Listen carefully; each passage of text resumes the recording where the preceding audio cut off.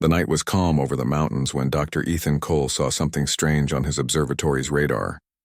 A bright dot appeared in the sky, growing larger every second. It wasn't a meteor. It was slowing down. He leaned closer to the screen, his heart racing. "Impossible," he whispered. "It's landing." Minutes later, a bright silver craft descended from the clouds.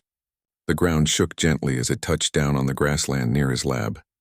Ethan stepped outside, his eyes wide, his breath forming fog in the cold air. The craft opened with a deep hum, and light poured out. From that light stepped a figure, tall, graceful, and shining faintly with blue energy. It was a woman, but not human. Her eyes were silver, her voice echoing like music when she spoke. "Dr. Ethan Cole," she said softly. "I am Queen Zira of the Selenth Empire." Ethan could barely breathe. You know my name?" The Queen nodded. "Your world has been watched for many years. Humanity is interesting. You are adaptable, emotional, creative. I believe you may hold something my people have long lost." Ethan tried to find his voice. "Why are you here?" Her gaze softened. "I have come to leave something precious in your care." She turned to the ship and another figure stepped forward. A young woman, beautiful beyond words. Her skin shimmered faintly. Her hair looked like strands of silver light and her eyes reflected the stars. "This is my daughter, Princess Lyra," the Queen said. "You will teach her to live as a human. Learn your ways. Feel your emotions. Understand your world." Ethan was too stunned to reply. "Why me?" The Queen smiled slightly. "Because you are ordinary, and that is what makes you extraordinary. My daughter will learn more from one honest man than from 1,000 scholars." Then, as she turned to leave, she said something that made Ethan's jaw drop. "When I return, I want grandkids." Ethan froze. "Wait, what?" But the Queen had already stepped back into her ship. The craft rose into the air, glowing brighter until it vanished into the stars. Silence filled the night. Only the sound of the wind remained.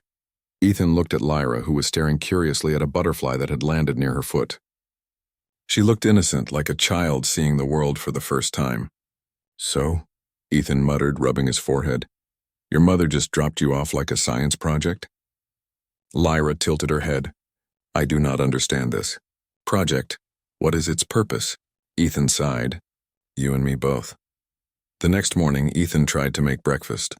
Lyra watched every movement carefully, fascinated by how he cracked eggs and poured milk. "Human food is strange," she said, poking the toast with one finger. "It's called breakfast," Ethan said, sitting across from her. "You eat it to get energy." Lyra blinked. "We absorb solar energy." "This seems inefficient," Ethan chuckled. "Well, we're not solar panels."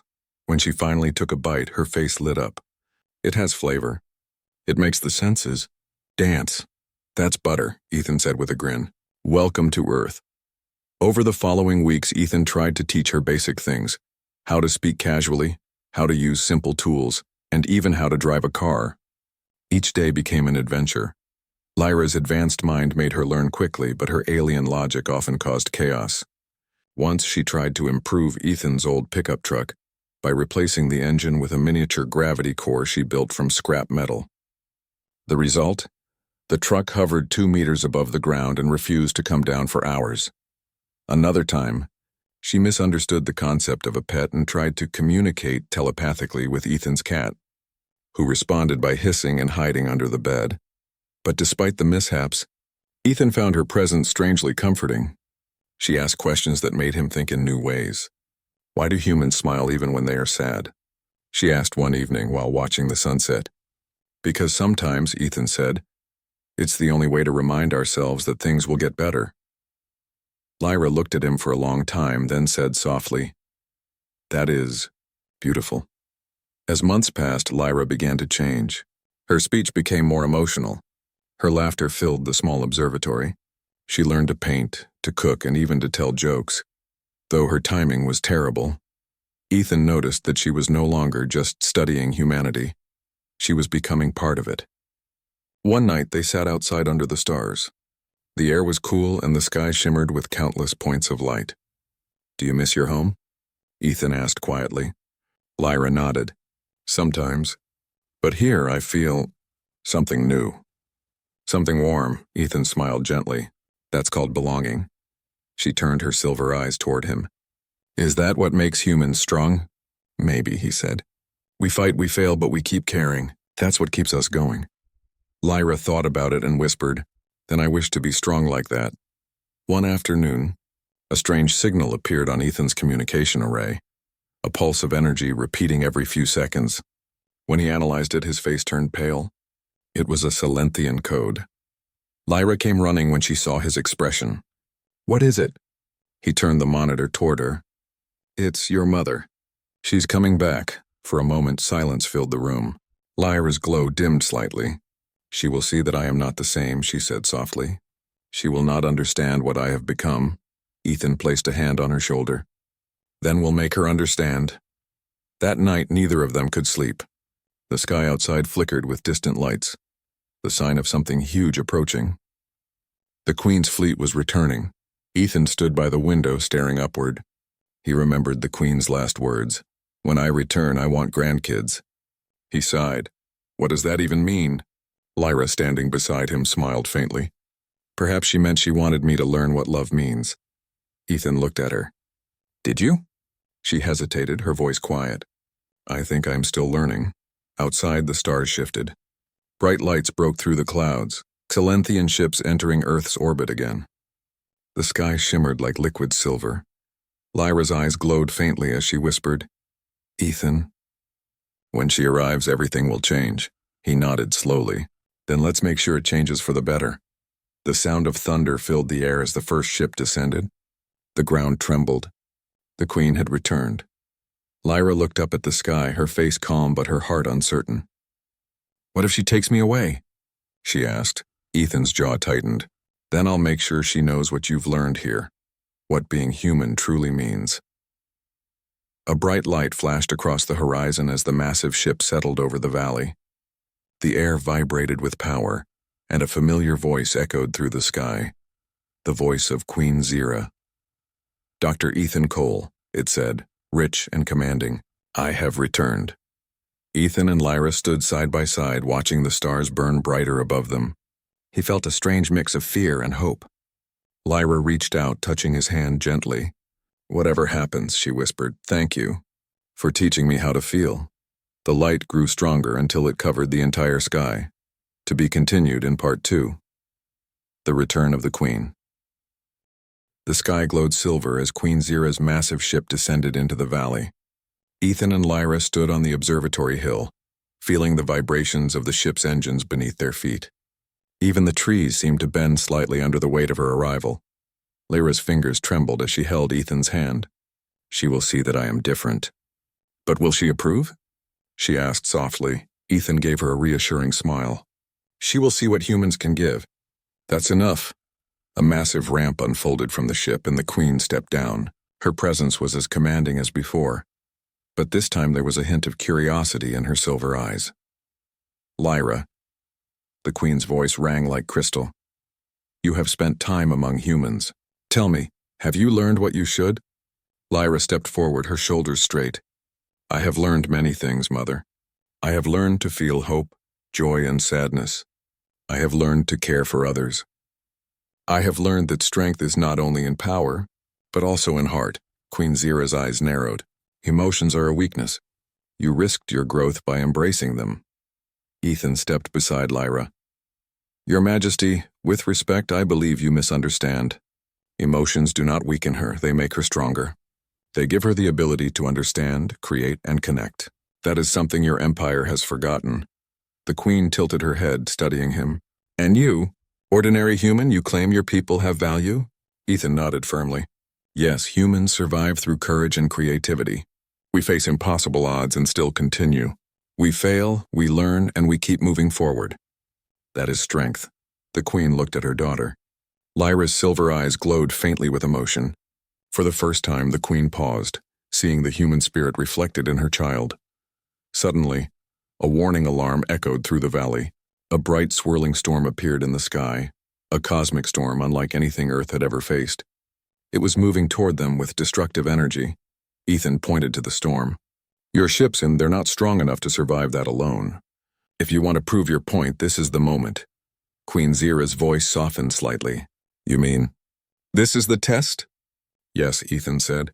Humans survive not with power alone, but by thinking, cooperating, and improvising. Let's see if your empire can do the same. The Queen nodded once and gestured toward her fleet. Very well. We will see what your people can accomplish.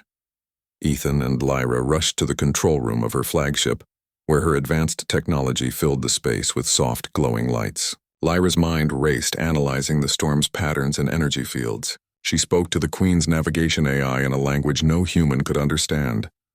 Ethan worked alongside her, combining his Earth knowledge with her alien calculations. If we can redirect the energy here, he said, pointing to the display, and stabilize the field there, the storm's power will weaken. Lyra nodded. But the process is dangerous. One miscalculation and we could fail. Ethan smiled. Then we better not make mistakes. Hours passed as humans and Silenthians worked together. Ethan improvised tools using spare parts while Lyra taught him to adjust the alien systems. Their cooperation created solutions neither species could have achieved alone. Outside, the storm grew stronger. Winds howled and lightning split the clouds, but Lyra's glowing hands guided energy shields, redirecting the storm's force. Ethan shouted instructions, encouraging both humans and Silenthian crew.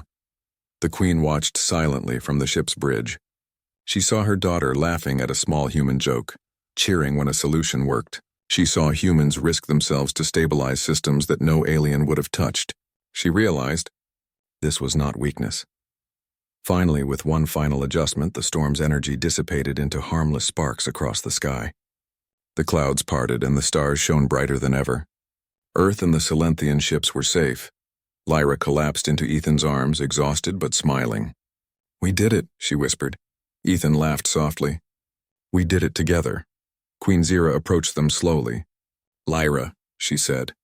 Her voice had an unusual softness. You have changed. Lyra looked up at her mother. I have learned to feel, to care, to understand humans. The Queen studied her daughter's face. And you, human, she said, turning to Ethan. You have shown what my empire has lost. You have shown the power of your people's heart. Ethan bowed slightly. I only help teach what they already possess. The Queen nodded, a faint smile touching her lips. It was the first time anyone had seen her smile in public. Perhaps my expectations were too limited. Perhaps there is value beyond logic. Days passed as Queen Zira worked with humans and Silenthians alike. Lyra stayed on Earth, helping Ethan organize research, learn from humanity, and teach her people. She continued to grow stronger, not through force or authority, but through emotion and connection. One morning, Lyra stood on the hill where Ethan had first met her. She looked at the horizon, feeling the warmth of the sun and the cool breeze on her face. Ethan approached her. Are you happy? He asked. Lyra smiled. Yes, I feel alive. I feel human, Ethan chuckled. Then your mother's wish about grandkids isn't so important, is it? Lyra laughed softly. Maybe not yet. But I understand why she asked. She wanted me to experience life fully, to learn the value of humans, and I have. The Queen's ship appeared one last time in the sky, this time only to depart. Zira hovered above the valley, looking down at her daughter and Ethan. You have done well, she said, her voice echoing gently. Lyra, you carry both worlds within you. I am proud. Then as silently as she arrived, she left. Her fleet disappeared among the stars, leaving Earth peaceful once more. Lyra turned to Ethan, her eyes glowing faintly. Mother trusted me to learn from humans, but I choose to stay here, to continue learning. To share what I know, Ethan smiled warmly, and I'll be here to help. Together, they walked back to the observatory, laughing at small jokes, planning experiments, and dreaming of a future where humans and Silenthians could work side by side. Lyra glanced at the sky, whispering softly, perhaps one day Mother will see the grandkids. But for now, I am content. The stars shone brightly above as if the universe itself celebrated the bond between human and alien, and Earth, small and fragile among the vastness of space, had shown the universe that the human heart could shine brighter than any star.